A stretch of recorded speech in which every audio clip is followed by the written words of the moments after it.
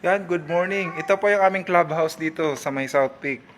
So yung clubhouse po ng Southwind, mayroon din pong clubhouse yun. Sa Philinvest po ito, lahat na property. So, ayan po, napakaganda po ng clubhouse. Dito kami nag-GJA, nag-General Assembly. At dito po nag-conduct ng birthday yung aking client. So may charge lang po siya. Pag homeowners po ay may discount naman.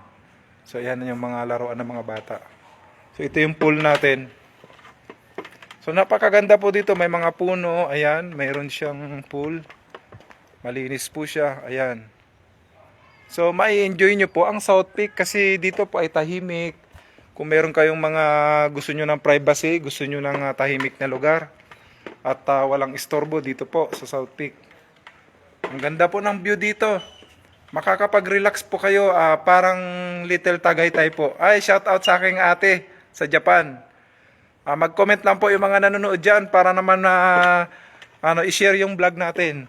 So ito po, dito marami na kaming mga client na na-enjoy na nila yung swimming pool. Nag-ano po sila dito, nag-swimming. Kapag may mga birthday, may mga anniversary, yan, dito po. Yan, iba po yung clubhouse na to, iba rin po yung clubhouse doon sa kabila kasi napakarami po ng clubhouse namin dito. So doon sa Southwind, iba rin. Meron din kaming clubhouse sa Southwind, ongoing construction na po ang mga banyan. Yung mga bahay doon. Ayan po, yung bahay na yun, ginagawa na. So, nagre-range po siya ng 10 million. Dati kasi 6.9 ang nabenta ko dyan. O yan, sabi ng ate ko sa Japan, i-reserve daw siya. Sige po, i-reserve na natin. Ang kailangan po ng mga OFW is SPA, at saka COE, at saka ID po. Yun lang naman ang kailangan natin. For the approval ng bank, yung mga COE kung employed ka. Pag business, ITR, tsaka bank financing. So, kailangan ng SPA kasi siya yung taga-perma dito sa Pilipinas pag OFW kayo.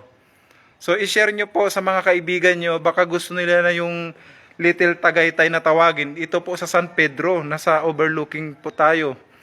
So, kanina yung vlog ko po ay nandun na po yung overlooking. Pinakita ko yung San Pedro Laguna de Bay. So, ayan. Napakaganda po dito. Ayan yung clubhouse ng Philinvest. Napakatahimik po ang gusto nyo ng privacy. May mga puno. Ayan. Ang ganda ng view.